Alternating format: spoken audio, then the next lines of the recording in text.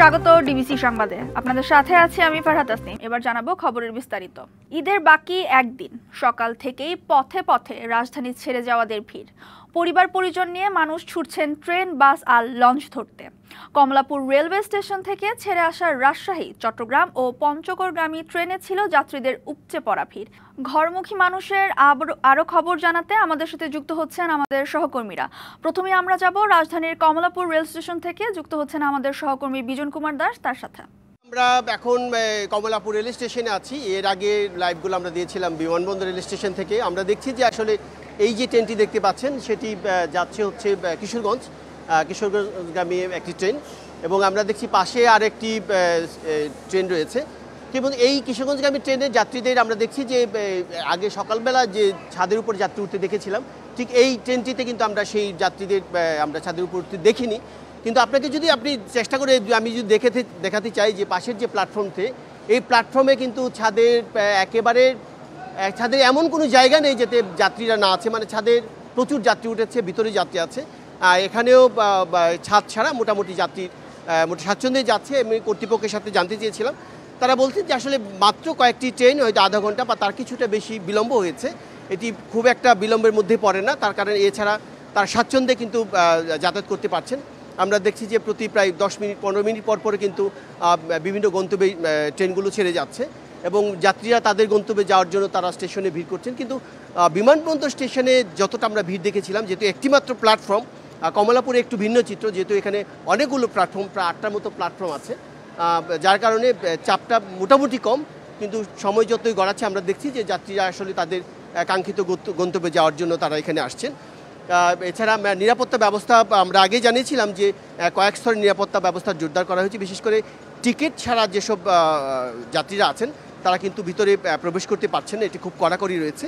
আর আমরা কি দেখছি যে আসলে আমাদেরকে আগে জানিয়েছিল যে রেল কর্তৃপক্ষ যে ঈদ উপলক্ষে যাত্রী স্ট্যান্ডিং তারা 25 ভাগ টিকিট তারা স্ট্যান্ডিং টিকিট ছাড়বে, সেটি আমরা ছাড়তে দেখেছি। কিন্তু কাউন্টার থেকে নয়, কাউন্টারের বাইরে তাদের কর্তৃপক্ষ কিছু তারা অটো মেশিনে তারা অধিক সংখ্যক মানুষকে যেন টিকিট দিতে পারে সে যাত্রী দিচ্ছেন। কিন্তু অন্য সময় যে ভাড়াটা থাকে তার থেকে কিছু বাড়তি ভাড়া নেওয়া হচ্ছে। কিন্তু কেন নেওয়া হচ্ছে বাড়তি ভাড়া ট্রেনের, সেটি তারা কোনো সদুত্তর আমাদের দিতে পারেনি। এই অভিযোগটি কিছু যাত্রী আমাদের করছিলেন।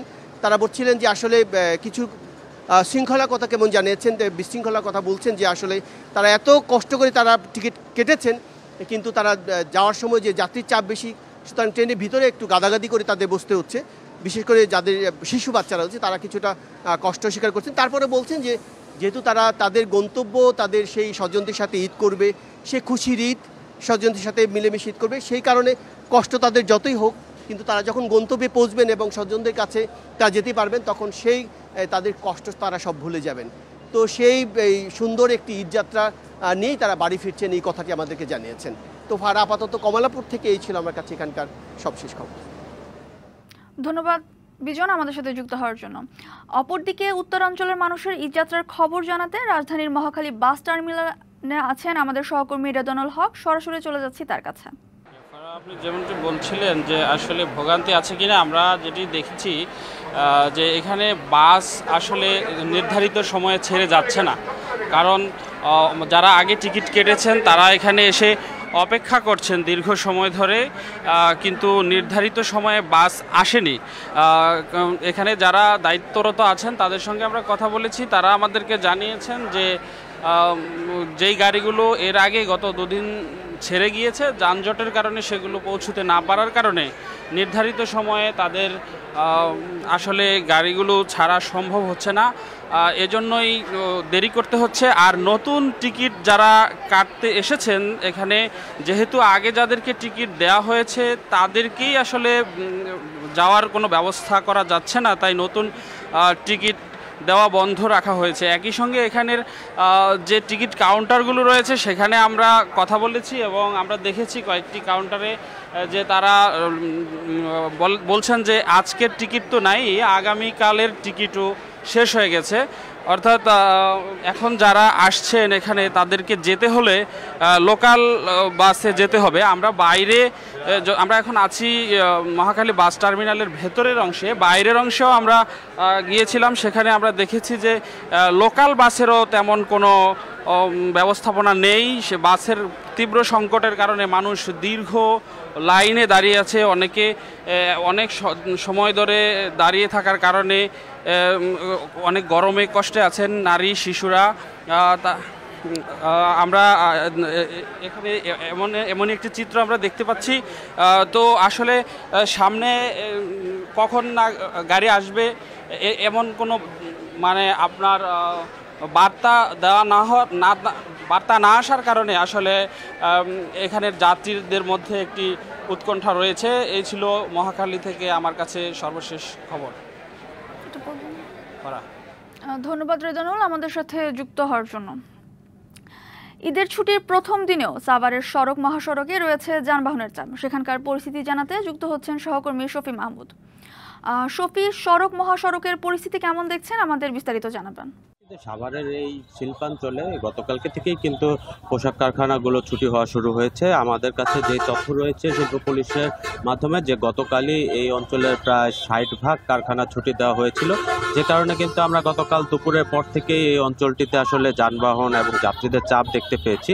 আজকেও কিন্তু দেখতেই পাচ্ছেন যে সকাল থেকেই এই উত্তরের যে যাত্রীরা রয়েছে, বিশেষ করে এই সাভারের আবদুল্লাপুর বাইপেল হয়ে চন্দ্রামুখী যে সড়কটি রয়েছে, যেটি উত্তরাঞ্চলে চলাচলের প্রধানতম সড়ক ধরা হয়, সেই সড়কটিতে কিন্তু যথেষ্ট পরিমাণ যানবাহন এবং যাত্রীদের চাপ রয়েছে।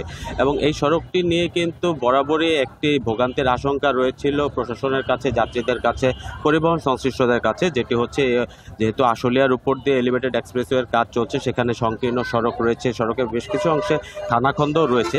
এই বিষয়গুলি নিয়ে কিন্তু প্রশাসন শুরু থেকেই তৎপর ছিল এবং আমরা গত 2 দিন ধরেই দেখতে পেয়েছি, বিশেষ করে এই বাইপেল পয়েন্টে পুলিশের পাশাপাশি কিন্তু সেনা সদস্যরাও কাজ করছে।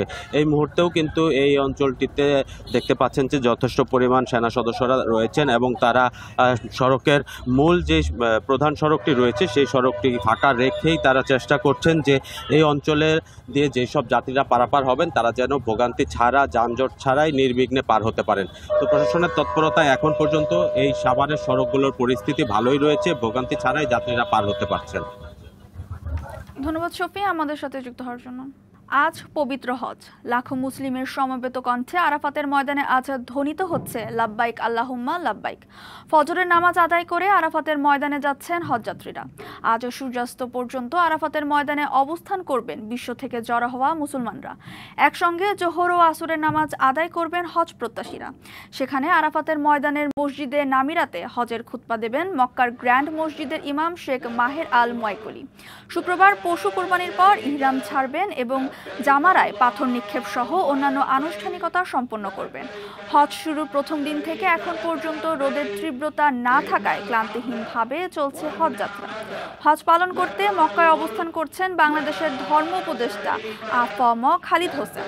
এবারের হজ সুশৃঙ্খলভাবে সম্পন্ন হবে বলে আশা করছেন ধর্ম উপদেষ্টা।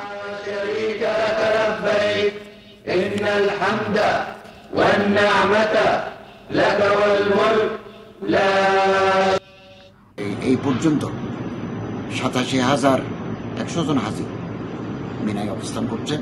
ধর্ম মন্ত্রণালয়, বাংলাদেশ সরকার, সৌদি সরকারের সহযোগিতায় 6টা পয়েন্টে আমাদের 120 জন কর্মী হাজিদের সেবায় নিয়োজিত থাকবেন এবং 3 শিফট করে তারা দায়িত্ব পালন করছেন। বিএনপি চেয়ারপারসন ও সাবেক প্রধানমন্ত্রী খালেদা জিয়ার গুলশানের বাড়ির নামজারির কাগজ পৌঁছে দিয়েছে সরকার। বুধবার রাতে তার হাতে এ নথি তুলে দেন গৃহায়ন ও গণপূর্ত মন্ত্রণালয়ের উপদেষ্টা আদিলুর রহমান খান। এ সময় সংশ্লিষ্ট মন্ত্রণালয়ের সচিব নজরুল ইসলাম ও রাজধানী উন্নয়ন কর্তৃপক্ষ রাজুক চেয়ারম্যান রিয়াজুল ইসলাম উপস্থিত ছিলেন। 1981 সালের 31শে মে রাষ্ট্রপতি জিয়াউর রহমানের মৃত্যুর পর তার স্ত্রী খালেদা জিয়াকে রাজধানীর গুলশান এলাকায় 1.5 বিঘা জমির উপর অবস্থিত ওই বাড়ি বরাদ্দ দেওয়া হয়। বাড়িটি খালেদা জিয়ার গুলশানে ফিরোজা নামের যে বাড়িতে থাকেন সেটির কাছেই। গুলশানের বাড়িটি বিএনপি চেয়ারপারসন খালেদা জিয়ার নিয়ন্ত্রণে থাকলেও তার নামে নামজারি করা ছিল না। অন্তর্বর্তী সরকার দায়িত্ব নেওয়ার পর খালেদা জিয়ার নামে বাড়িটি নামজারি করা হয়। সকাল থেকে ক্রেতা ব্যাপারীদের পদচারণায় জমজমাট রাজধানীর খিলক্ষেতের কোরবানির পশুর হাট। তবে মফস্বল থেকে শহরে এনে গরু বিক্রি করতে এসে হতাশায় ফার্মের ক্ষুদ্র ব্যবসায়ীরা। আরও জানাতে সেখান থেকে সরাসরি যুক্ত হচ্ছেন সহকর্মী হাসিব পান্থ। হাসিব, কেমন দেখছেন পশুর হাটের বেচাকেনা? আমাদের বিস্তারিত জানাবেন। ধন্যবাদ ফারা। আমি এই মুহূর্তে অবস্থান করছি এয়ারপোর্ট এলাকাতে, যেখানে এবার কিন্তু প্রথমবারের মতো হাট বসেছে। তবে বিক্রেতা যারা আছে তারা বলছিলেন হতাশার কথা, যারা ক্রেতা আছেন তারা বলছে আবার ভিন্ন কথা, যে দরদাম যেন আরও বেড়েই চলছে। আমি যদি একটু দেখাই আপনাকে, আমার পেছনে যে সকল গরুগুলো আছে এগুলো বিভিন্ন এলাকা থেকে এসেছে।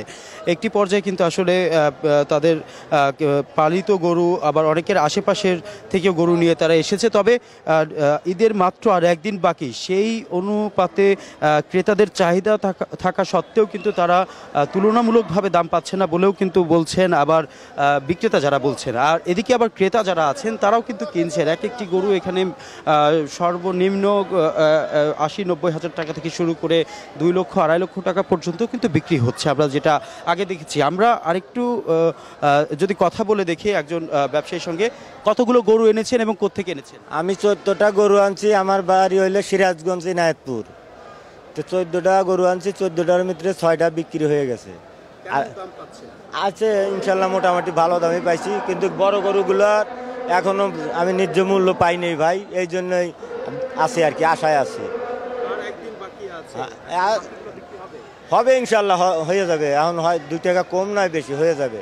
তবে আমার এই লাল মানিক কালা মানিক মানে এই আটের সেরা গরু আর কি। জি জি ফারা, আমি বলছিলাম আসলে একজন গরু বিক্রেতার সাথে কথা বলছিলাম। প্রায় 14টি গরু এনেছেন সিরাজগঞ্জ থেকে। 6টি বিক্রি হলেও এখন 8টি অবশিষ্ট রয়েছে। এই হাটের সব থেকে বড় 2টি গরুই তার। যদি আরেকটু বলি যে আর মাত্র একদিন আছে ঈদের, সেই খাতিরে কিন্তু তারা আশা করছেন হয়তোবা প্রত্যেকটি গরুই তারা বিক্রি করতে পারবেন।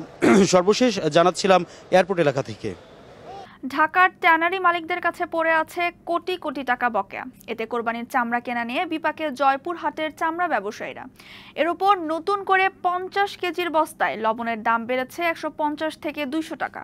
কোরবানির চামড়া কিনে ক্রমাগত লোকসানের ঝুঁকি এড়াতে এবার ঈদের আগেই ঋণ সুবিধার পাশাপাশি সরকারি সহযোগিতার দাবি জয়পুর হাটের চামড়া ব্যবসায়ীদের। বকেয়া টাকা পাওয়ার আশায় প্রতি বছরই ধার দেনা করে চামড়া কেনেন জয়পুরহাটের চামড়া ব্যবসায়ীরা। তবে নানা অজুহাতে বকেয়া টাকা পরিশোধ করেন না ট্যানারি মালিকরা। এতে লোকসানের পাশাপাশি ঋণগ্রস্ত হচ্ছেন স্থানীয় চামড়া ব্যবসায়ীরা। কোরবানির ঈদে জয়পুরহাটের আড়তগুলো থেকে প্রতি বছর প্রায় 100 কোটি টাকার চামড়া ঢাকায় সরবরাহ হয়, কিন্তু তহবিল হারিয়ে চলতি বছর জেলার চামড়ার আড়তগুলোতে নেই প্রস্তুতি। লবণ ও শ্রমিকের দাম বেশি হওয়ায় চামড়া কেনার পর ন্যায্য দামও পাচ্ছেন না মহাজনদের কাছে। ফলে ক্রমাগত লোকসানের শঙ্কায় এবারে ঈদে চামড়া কেনার সিদ্ধান্ত নিতে পারছেন না তারা। পাশাপাশি ট্যানারি মালিকদের প্রায় 35 কোটি টাকার চামড়া বাকি দিয়ে নিঃস্ব হয়েছেন অনেকে। এই অবস্থায় চামড়া শিল্পকে বাঁচাতে সরকারের সরাসরি হস্তক্ষেপ চেয়েছেন জেলার চামড়া ব্যবসায়ীরা। মানুষের কাছে ধার দেনা করে সুদের উপর টাকা নিয়ে আমরা ব্যবসা করি। ট্যানারি মালিকের ঘরের কাছে বহু টাকা পরে পাবো আমরা। লবণের দাম বাড়ে গেছে, সরকার চামড়া রেট বাড়াইছে, কিন্তু ট্যানারি আলা বেশি দামে কিনে না। সরকার যে রেট দিয়েছেন ওই রেটে ট্যানারি আলারা রাজি না। মালিকদের পাশাপাশি মানবেতর জীবনযাপন করছেন শ্রমিকরাও। শিল্পপতির কাছে দিয়েও টাকা টুকা পাচ্ছে না, আমার কর্মচারীও খুব কষ্টের ভিতরে আছে। আর এখন কাজে সংসার চলা আমার ঘরে খুব কঠিন হয়। দুর্দিন লাঘবে সরকারি সহযোগিতার দাবি জেলার ব্যবসায়ী গ্রুপের। প্রত্যেক ব্যবসায়ীকের অবস্থা অনেক করুণ, পুঁজি নেই কারো। গভর্নমেন্ট চামড়ার দাম দিয়েছে, আসলে তারা তো কখনোই নির্ধারিত দামে চামড়া ক্রয় করে না, লাস্টে আমাদের ভোগান্তি হতে হয়। সকল প্রতিকূলতা ও হতাশা দূর করতে দ্রুত উদ্যোগ নেবে সরকার, এমন প্রত্যাশা ব্যবসায়ীদের। DBC news desk. গ্যাস সংকটে ভুগছে নারায়ণগঞ্জের শিল্প কারখানাগুলো। শিল্পাঞ্চলে গ্যাসের চাপ কমে যাওয়ায় অনেক কারখানায় উৎপাদন সক্ষমতা অর্ধেকে নেমে এসেছে। এতে ঝুঁকিতে রপ্তানি আয়ের মেরুদণ্ড তৈরি পোশাক শিল্প। অর্ডার থাকলেও ক্রেতাদের সময় মতো পণ্য সরবরাহ করতে পারছেন না। গ্যাস সরবরাহ স্বাভাবিক না হলে বন্ধ হওয়ার আশঙ্কায় অনেক কারখানা। নারায়ণগঞ্জের রূপগঞ্জের বৃহত্তর তৈরি পোশাক কারখানার একটি এনজেড ফেব্রিক্স। কয়েক হাজার শ্রমিক কাজ করে এখানে। তবে গত কয়েক মাসে গ্যাস সংকটে প্রায় বন্ধ কারখানার উৎপাদন। মেশিন বন্ধ রেখে অলস সময় পার করছেন শ্রমিকরা। একই অবস্থা ফকির ফ্যাশন সহ নারায়ণগঞ্জের বেশিরভাগ তৈরি পোশাক কারখানার। গ্যাস না পাওয়ায় কমে গেছে উৎপাদন। প্রায় 9-10 হাজার মানুষ কাজ করে, যদি গ্যাস না থাকে আমি জেনারেটর চালাতে পারতেছি না। আমার যদি ওয়ার্ক অর্ডার বাতিল হয়ে যায়, আমার যদি এয়ার ফ্রেট হয়ে যায়, আমি তো কাপড় বিক্রি করেও আমার কোম্পানি সেটাকে পরিশোধ করতে পারবে না। কোম্পানি না পাবে তার সার্ভাইভ করার মতো সুযোগ, আর না পাবে নেক্সট অর্ডারের কোনো সুযোগ। বিকল্প হিসেবে কারখানা মালিকরা সিএনজি ও এলপিজি গ্যাস ব্যবহার করে উৎপাদন চালিয়ে আসছিলেন। তবে গত মাসে ভোলা থেকে সিলিন্ডারে অন্য জেলায় গ্যাস নেওয়া বন্ধে আন্দোলন শুরু হলে সেই বন্ধ হয়ে যায়। আমাদের আন্দোলন চলমান রয়েছে, কিন্তু আমরা এই আন্দোলন চলমান থাকাকালীন সত্ত্বেও বেশ কয়েকবার আশ্বাস পেলেও কার্যকরী কোনো পদক্ষেপ পাইনি। আমরা ইন্ট্রাকোর গ্যাস আপাতত আটকিয়ে দিয়েছি। এই দাবি দেওয়া না পূরণ হওয়া পর্যন্ত এই সব বন্ধ থাকবে এবং আমাদের ভবিষ্যৎ পরিকল্পনা আছে আমরা 450 মেগাওয়াট যে বিদ্যুৎ দিচ্ছি সেটাও বন্ধ করে দিব। দ্রুত এই সমস্যার সমাধান না হলে রপ্তানি বাণিজ্যে ধস নামার আশঙ্কা করছেন সংশ্লিষ্টরা। ছাঁটাই হতে পারে শত শত শ্রমিক।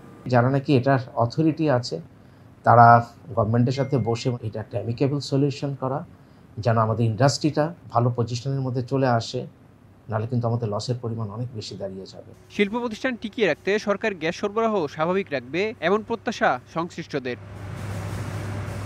মেহেদি Hasan, DBC news desk. DBC সংবাদে এ ছিল এখনকার মতো। ডিবিসি নিউজের সংবাদগুলো পড়তে ভিজিট করুন dbcnews.tv আর ভিজিট করুন ডিবিসির ফেসবুক পেজ এবং ইউটিউব চ্যানেল। সঙ্গেই থাকুন।